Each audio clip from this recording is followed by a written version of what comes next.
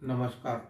काल मंगळवारी झालेल्या घसरणीनंतर आज सकाळी शेअर मार्केट सुरू झालं तेव्हा तेजी होती आणि दिवसभर तेजी टिकून होती. आज मार्केट संपताना सेन्सेक्स हा 567 पॉईंटने वाढून 76,405 वर बंद झालेला आहे. निफ्टी हा 131 पॉईंटने वाढून 23,155 वर बंद झालेला आहे. आजच्या कामकाजामध्ये BSE IT index 1.88%, BSE bank index 0.26% वर आहेत. BSE मिड कॅप इंडेक्स 1.20% आणि BSE स्मॉल कॅप इंडेक्स 1.56% खाली आहेत.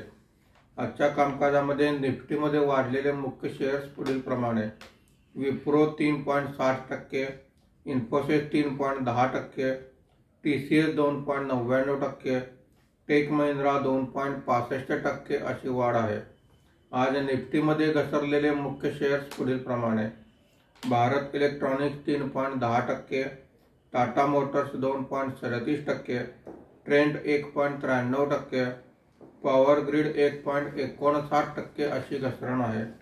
आज हिंदुस्तान युनिलिव्हर, HDFC बँक यासहित काही कंपन्यांचे क्वार्टरली रिझल्ट आलेले आहेत. FIIने 4,026 कोटी रुपयांची विक्री केलेली आहे. देशीय वित्तीय संस्थांनी 3,640 कोटी रुपयांची खरेदी केलेली आहे. धन्यवाद.